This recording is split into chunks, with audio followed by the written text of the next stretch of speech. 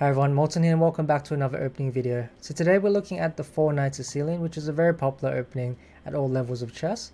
I'll talk you through some of the ideas, the different setups and the key variations you should know. So if you stick around to the end of the video, you should have a complete working repertoire to start playing right away. Also, if you enjoy the video, do like, comment below, and if you want more regular content like this, then feel free to hit the subscribe button. So without further ado, we'll roll intro and let's get started.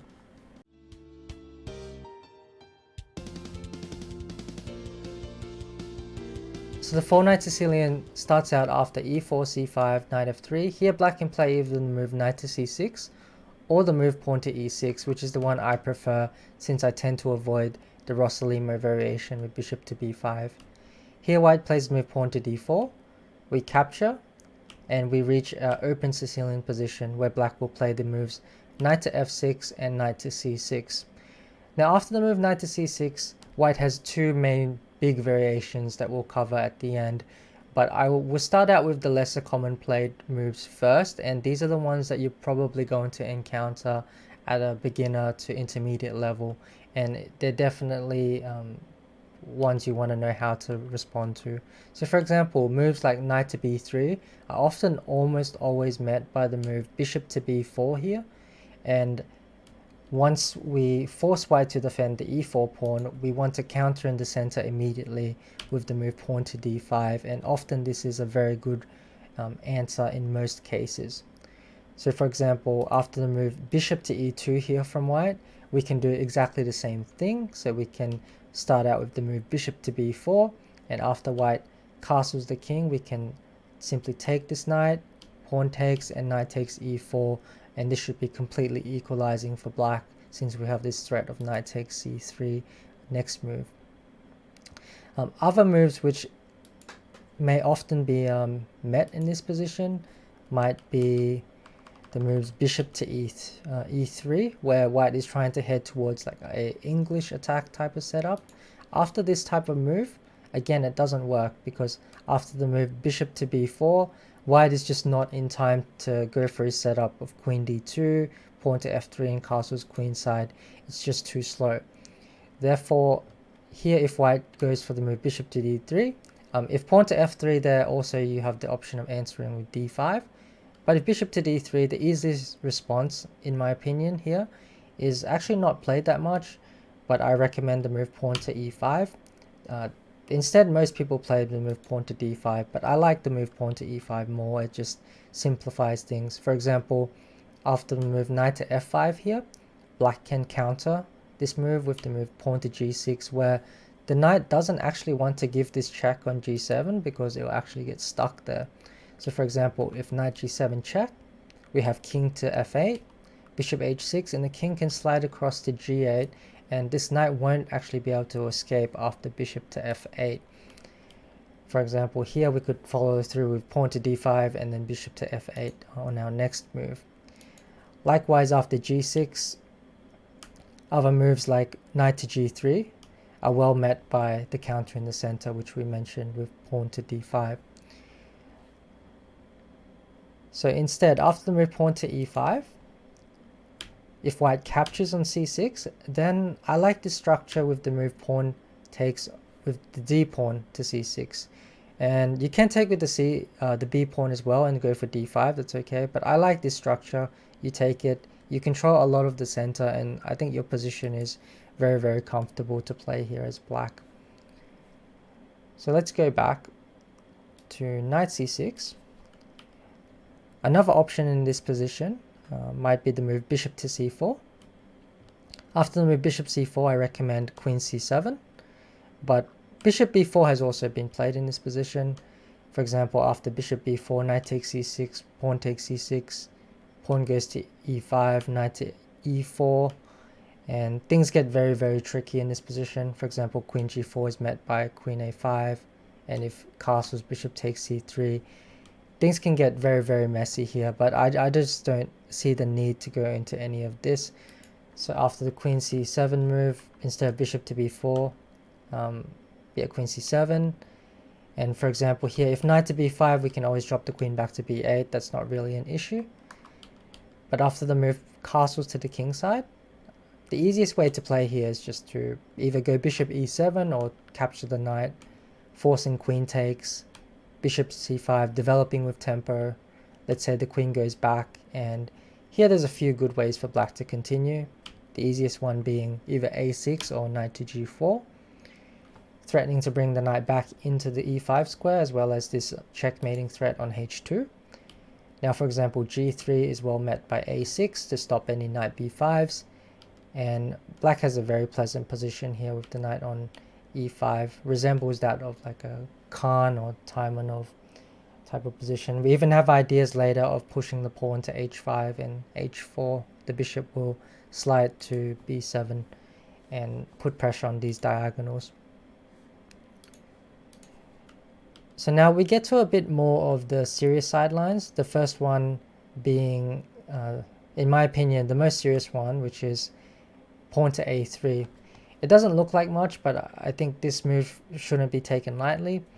It stops the move bishop to b4 and actually forces us to perhaps transpose into a type of Sicilian we might not be willing to. So here I think you should be a little bit more flexible, and I would suggest you transpose into a sort of Scheveningen structure. After the moves, either queen c7, but bishop e7 is probably the easier way to do so.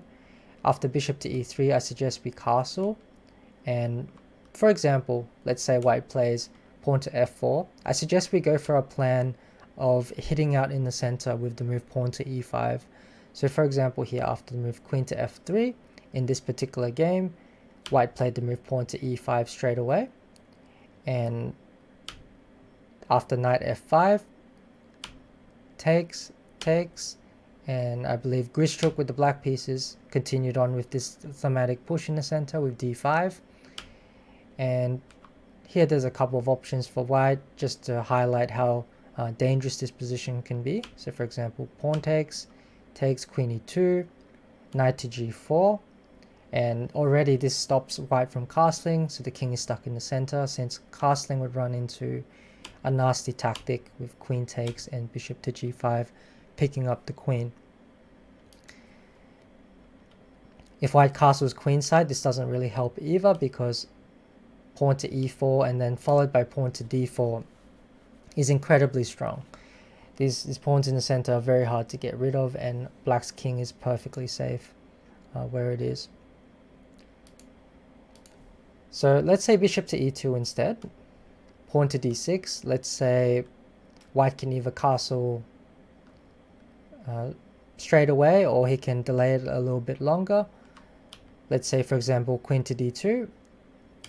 We can follow through with knight takes, bishop takes, pawn to e5, bishop to e6. So there was a game here which continued rook to c8, f3, pawn to a6, and after the move king b1, queen c7, I believe that black was already having a very, very comfortable game, where he followed through with the move pawn to b5 and a queenside attack to come.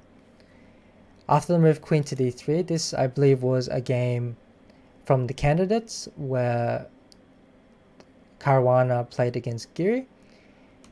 After the move bishop to d7, f4 was played by Caruana, and in this position Giri again went for our plan with the move pawn to e5, hitting out in the center, not to let these pawns roll up the board too much. Now after knight takes e6, pawn takes, castles, the plan here for black in this position and similar Scheveningen type of positions is to capture this pawn on f4 at some point and then reroute our piece, specifically usually it's our knight, sometimes our bishop, to the e5 square, and we play around this square because it's very hard for white to chase our piece away once it hits e5. So after queen g3 here, knight went to d7. Here, because of some tactics, white is unable to capture on d6 because queen b6 check would at some point pick up the b2 pawn. So after the move rook to d1, this particular game continued rook e8, and Giri played queen to b8, b4, and got the knight into the e5 square with an equal position, but a very dynamic one, and in fact he went on to win with the black pieces. So that's my treatment of the move pawn to a3. So now we're going to get into the two main variations, and probably the two most dangerous ones, starting out with the move knight to b5. So this one can in fact lead into a sort of Shvezhnikov Sicilian. If you wanted to, you could play the move pawn to d6 here, and then after the move bishop to f4 from white, you could play pawn to e5 and it would transpose back. And sometimes you can play this move order to sort of force your opponent to transpose back if that's what you want, but our intention here is not to do that. So after the move knight to b5, we want to play the move bishop to b4. After the move bishop to b4, I'll point out that we're not particularly worried about this check on d6, by the way, because after the check on d6, we can just move our king to e7, and this is a very important idea to note. After the move king to e7, we're attacking the knight, and there's no good way for the knight to maintain its position there on d6. If it captures, then we'll just capture back with the rook on c8, and if the knight tries to maintain its position, and let's say white plays the move bishop to f4, then black can play the move pawn to e5, again hitting the bishop, and let's say if the knight goes back, we can drop the king back to f8. And I believe the position after bishop to g5, pawn to d5 is very, very sufficient for black. So this is nothing to worry about. So instead of that move, often what white would do is either one or two moves, bishop to f4 right away, or he'll play the move pawn to a3. So after the move bishop to f4, there's a couple options here for black again. So one option is the move knight takes e4, and let's say after knight c7 check, the idea for black is to go king f8, knight takes, and queen f6. So usually they don't play knight c7 check right away. Most of the time white will play the move queen to f3, and here things get incredibly complicated, but black is doing okay at the end of all this. So at the end of this seemingly forced variation from both sides, which continue, knight c7 check, king f8, knight takes rook, pawn to e5, bishop to d2, here knight to d4, queen to d1, the variation continues, queen to h4, and in this position white has a couple of moves. So for example, knight takes e4 would run into queen takes e4, bishop to e2, knight takes c2, king goes to f1, and here after the move bishop takes d2, queen takes d2, knight takes a1, the position still remains very, very complicated. I mean, we've evened out the material, but these knights are stuck on the side of the board, so anything can happen, but objectively speaking, black is totally fine here. So after that, g3 is usually played. After g3, the variation continues, queen to f6, and after the move knight takes e4, we continue with the move knight to f3 check, since if we capture the knight, our bishop would be hanging in a lot of variations. After this, white has to give up the queen. Queen takes f6, bishop takes b4, king goes to g8, and there was a game here between Firouzja and Rapport, which, mind you, was still continuing on for quite a number of moves. Queen takes h1, we're still following the game, and it gets very, very complicated. At the end of it, there was misplayed move by Firouzja, which led to a winning position for black. But yeah, there's a lot of computer moves that were played. Here after queen e3, the mistake came with rook d2, and after rook d2, Rapport went on to win with the move queen e1 check, rook d1, and queen takes b4. But instead, white could have played the move king to d1, and the game on move 23 could have continued on. And it's very, very complex here, and yeah, anything can happen really from this position. A sample variation might continue like this, for example. But I thought this was all way, way, way too complicated. So instead, after the move bishop to f4, instead of knight takes e4, let's just go for the move castles instead. It just seems a whole lot simpler to avoid all of those complications. So here the main variation continues, bishop to c7. Otherwise, if he doesn't do anything, then most likely we'll continue with some pawn break in the center with either e5 or d5, and probably kick the knight away with pawn to a6 at some point. We're also threatening knight takes e4 as well. So after the move bishop c7, queen e7, bishop to d6 is normally played. Bishop takes d6, queen takes d6. I recommend the move queen to d8 in this position.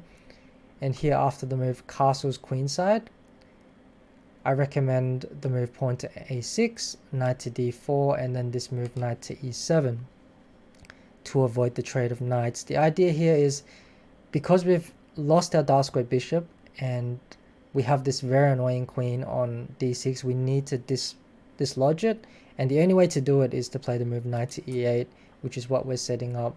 So for example, in this position, I think the best move is probably bishop to d3, and the game might continue, let's say b5 or knight e8, and after, let's say, queen g3, b5, I think the best move for white is probably to continue with pawn to e5 to cut off black's options of playing the move pawn to d6 and try to tie black down.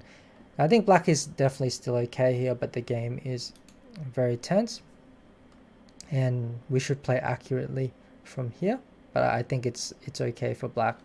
Typically our ideas are to put the bishop on b7, move the queen, maybe play f6 or f5 to try and block out the light squared bishop and go for a counterattack on the queen side. One other game continued here after the move pawn to h4. I'll just show you what might happen if white plays slightly inaccurately. Black gets a very comfortable game, and in this position after the move rook c8, king goes to b1, pawn goes to b4. I think we should focus on plans where the queen comes to a5. That's probably my recommendation, to go for this b4 queen a5 move and get some counterattack going there. In this game, black continued pawn to e5, captures, knight went to f6, and here already we see the knight jumping into d5 and c3 later on.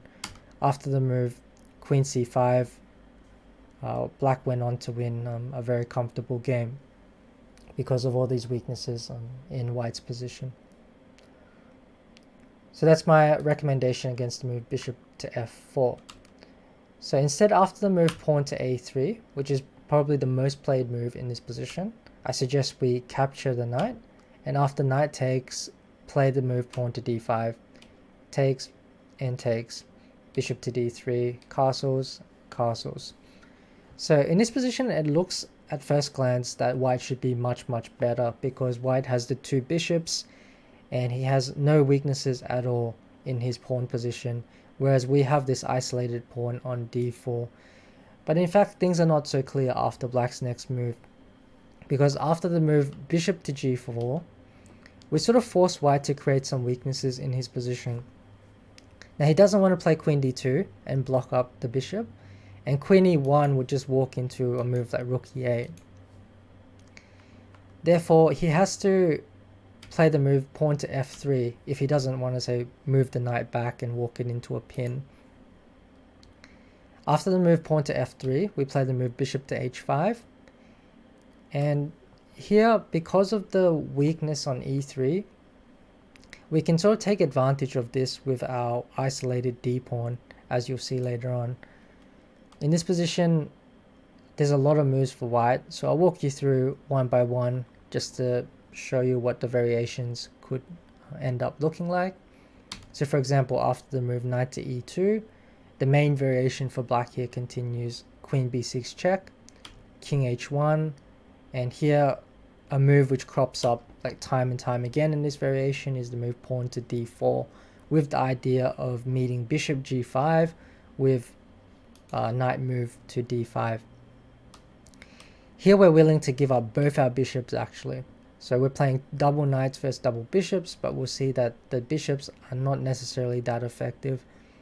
For example, after the move pawn to f4, in this particular game, black could have played knight to d5. He also played the move knight to e7, which is equally good. Also, this bishop on c1 is sort of pinned down to the pawn on b2, so it can't move around freely. This particular game continued as follows. Knight came to f5.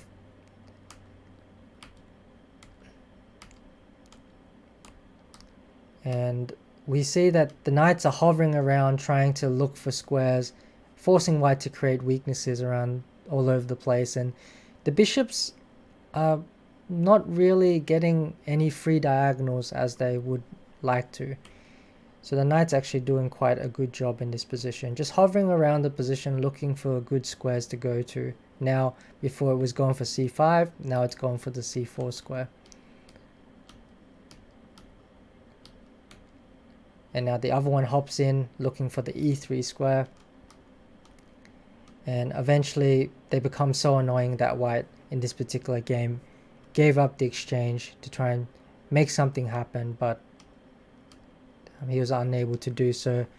And after some complications, black managed to calm the position down and went on to win a nice game, exchange up. So that's one variation after knight to e2. Another one could be the move king to h1. After this, again, we go for the move pawn to d4, which is a common theme in pretty much all these positions. Queen b6, again, another theme. And we reach into sort of a transposition from the last one. So more commonly, people will play the move bishop to g5 here. After the move bishop to g5, queen to b6, king to h1, and in this position, the most played move is a very unexpected one.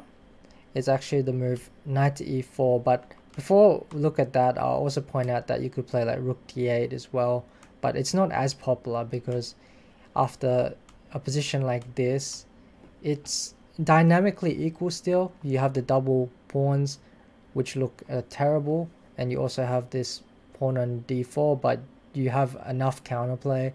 Engine also agrees in this position to keep the balance, but it's not something which looks that great, and so people don't really go for it. After the move knight e4, which is what most people play, it's a pawn sacrifice initially in the center, but then we win it back with the b2 pawn.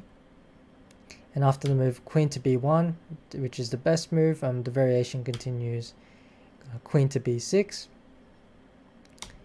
and takes, and everything sort of fizzles out into an endgame, which black should be able to hold. So after bishop g6 captures, rook takes, and let's say the move rook f to e8, among some other moves which are also possible, like knight to d4, for example, black should be able to hold this endgame without too much difficulty. So these are my recommendations in this particular line. Now we'll have a look at the final one. Okay, so now we'll get into the absolute main variation and what I think is the most dangerous variation for black in this particular opening, and that is the move knight takes c6. After knight takes c6, b takes c6, pawn to e5, knight goes to d5, and here white should play the move knight to e4. Knight takes d5 is also possible, but I don't think it's particularly dangerous. For example, after pawn takes, bishop to d3. The easiest remedy to this, in my opinion, is just to play this move bishop to a6 and trade off these light squared bishops. And this is an idea you can use in a lot of Sicilian positions. I use this in the Khan Sicilian all the time to trade off these light squared bishops, since the move bishop takes is met by queen a5 and you win the piece back. And for example, castles is met by bishop takes, and you can follow through with like queen c7 and d6, or castles, bishop e7, bishop c5. You have a lot of options here. So after the move knight to d5, knight to e4 I think is much better move, and in this position there's two main moves. One is queen to c7. There's also this move bishop to b7, which is lesser known, and I think it's actually a very good option if you want to sort of catch your opponent into something other than the main line. But in this particular video, I'm just going to be mainly looking at the move queen to c7 and showing you that. After the move pawn to f4, the line continues queen to b6. Here again, white has a couple different options. The main move is pawn to c4, but some dangerous options include pawn to a3. Here, the easiest remedy is what Caruana played with the black pieces, in my opinion, with the move pawn to a5, and after c4, knight to e3, queen d3, and he simply took the bishop and played this move bishop to a6, threatening just to go bishop e7 and castle the king to safety. If white continues with, for example, let's say pawn to f5, pawn takes, bishop, rook takes, bishop e7 is what happened in the game. I don't think there's too much wrong with black's position here. We have the two bishops and we're relatively comfortable. So after the move bishop to d3, bishop to e7, a3, pawn to f5. So here we're following a game of Yobava versus Vidit, and I quite like the way Vidit played it, and I think even though he lost the game, he demonstrated that black had a very comfortable position after this idea of playing f5, kicking the knight away, which we'll see a lot in the main line as well. Bishop c5 is also another idea that crops up, counterattacking this knight. Queen goes to h5, pawn to g6, the queen dropped back, and now he played this maneuver which is quite instructive. So he played the move knight to e7 because the position is relatively closed, so looking for a good square for the knight is quite difficult. In this position, the best square for the knight is probably on d4. Also, we see the pawn structure with the light squared bishop, it's not very good. So the best way to free up this bishop is to put the bishop on b7 and play the move pawn to c5, which is what Vidit plays in this game. After the move castles, he played a4 first to fix the pawns on the queen side. And after the move king to g1, bishop went to b7, bishop went to d4, and then he freed up his whole position with this c5 move. And we see the knight later came on to the d4 square. The game continued as such, and the knight entered in onto the d4 square, and the bishop securely supports this pawn on a4. And I really like black's position. I don't think there's anything wrong with it, even though he went on to lose the game. So if we go back, the main move is pawn to c4, and that's probably what you will be faced with most. After this, we continue with the move bishop to b4 check, giving white a choice of, well actually no, he doesn't have a choice, he just has to move his king, because if he plays the move bishop to d2, then he almost loses right away to just queen e3 check. For example, captures, and knight takes f4. Therefore, he doesn't have a choice here, he just has to go king e2. And after the move f5, okay, here he does have a choice. So he can either take the pawn or he can move the knight back to f2. So I'll start with the move e takes on f6, knight takes f6. And here, for example, let's say knight takes f6, we can play the move pawn takes f6. And despite white weakening this diagonal with the h5 square, he can't really take advantage of it. And here black should be absolutely fine because we managed to get rid of a lot of, well, white's pawns in the center, so there's no longer this bind on our dark squares, and we're free to push these pawns up later on.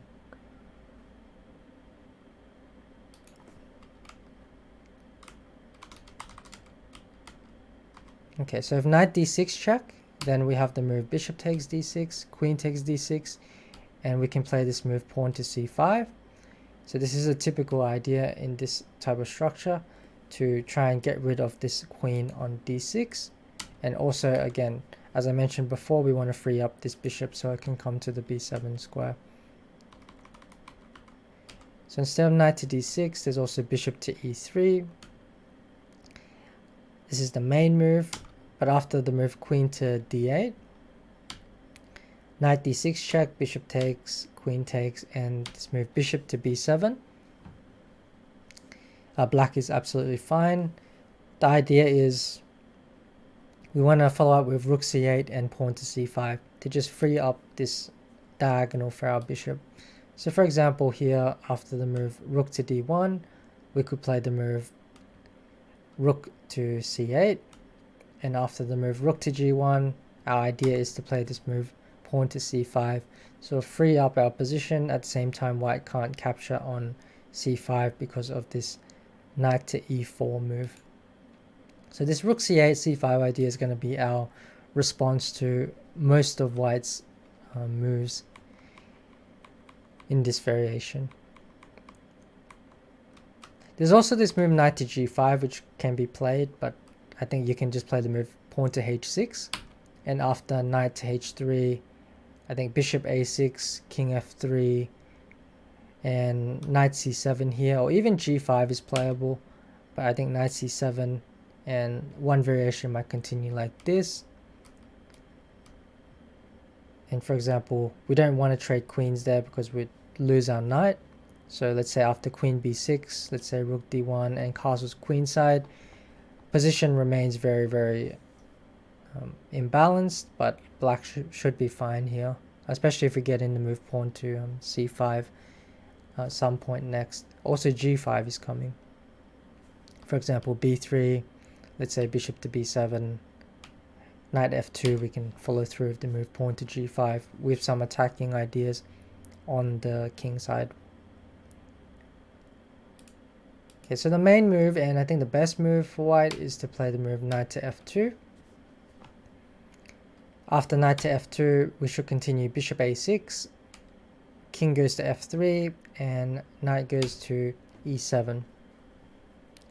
And the line for white continues bishop to e3, bishop to c5, takes, and queen to d6 is basically the starting variation. White can play the move pawn to b3 here, but black's ideas in this type of structure with the king on f3 especially is to continue with this move pawn to g5. And there are some very interesting variations here. For example, let's say pawn to g3 could be met by bishop to b7. A theme is that whenever g3 is played, the bishop often hops back to b7 because we always have this idea of opening up c5 with check. So one variation here might continue as such, pawn to c5 check, and here we could play like knight c8 for example to win the pawn back, and black is doing okay. And after a move like queen d6, a move 17, we could play for example g4, here king e2, king g3 would run into queen e3 check. But after king e2, here black can continue the attack by giving up some material. So we can play the move bishop takes c4, pawn takes, queen takes c4, and for example king e1 is met by queen c3, winning the rook, and other moves like queen d3 is met by queen takes f4, therefore king d1, and black can continue the attack here by just playing queen a4 check and queen takes f4, or you can follow through with knight d5 first, and after rook d1 play queen takes f4. But you should get the 3 pawns for the piece and enough counterplay here against white's king. Therefore on move 16 people usually don't play the move pawn to b3, and instead they opt for the move queen to d6. So yeah, so this is quite a theoretical position. The line continues queen to b6, pawn to b3. Most people here play the move pawn to c5, which I think is probably best. Here the main move is rook to d1. A bishop to e2 has also been played as well, but the ideas remain the same for black. So we want to give this check. Here, for example, if king goes to g3, I suggest we play either queen takes d6 in this position, followed by some sort of g5 pawn push is quite interesting, or we can play the move rook to d8 as well, is also playable. So, for example, queen takes d6 might follow rook takes, pawn to g5, pawn takes g5, and here again by Gata Kamsky continued the move pawn to f4, sacrificing to open up the king. The king went here, and then he played the move pawn to h5. A very interesting continuation here for black. He could have also just played pawn to h6 here. One of the themes is that we want to really put pressure on white's pawns in the center here, especially this pawn on f4 and e5. If we can get rid of this pawn on e5, often we can get rid of the whole bind that white has on the dark squares, and we're free to push our pawns up later on. So this is the whole idea of g5, but we can play moves like rook d8 as well. It should be okay. But after check, the best move is king to e3 for white. And after the move king to e3, this is where it gets very, very tricky.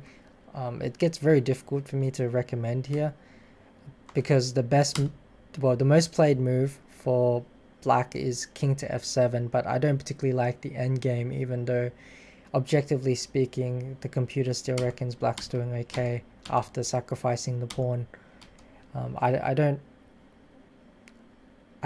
rate our chances that much in a practical game. I feel like it's very easy to play white, and he doesn't have any real worries there at all.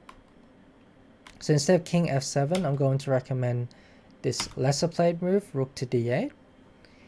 And after the move rook to d8 in this particular position, white has a couple of different moves. So there's two old games from this particular position.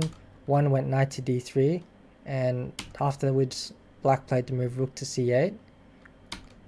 And knight went back, and then black captured and tried to undermine these pawns in the center with the move pawn to g5. And then after captures played the move knight to g6.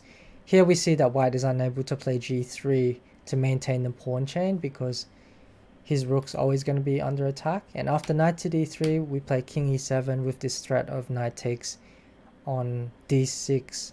Knight takes on e5, king takes d6. So for example, like this. And in the particular game, black went on to win after as follows: e5, and got the pawns rolling. So instead of knight to d3, let's say bishop to e2. So in this position here, we could play the move knight to c8 to get rid of the queen. And let's say after captures, pawn takes here. Maybe the easiest way to continue here is just to push the d pawn up to d6 or d5. And I don't think the endgame is too bad for us.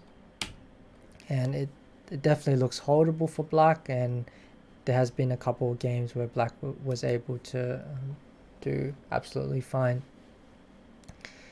But this is definitely our most testing variation for sure. So I hope that video was able to give you a look into some of the variations and what you might be expecting if you play into the four knights. It was definitely enjoyable to take a look at them and play them myself. I hope you enjoyed it and learned something from it. Thanks for watching, and I'll catch you guys on the next opening video. Take care.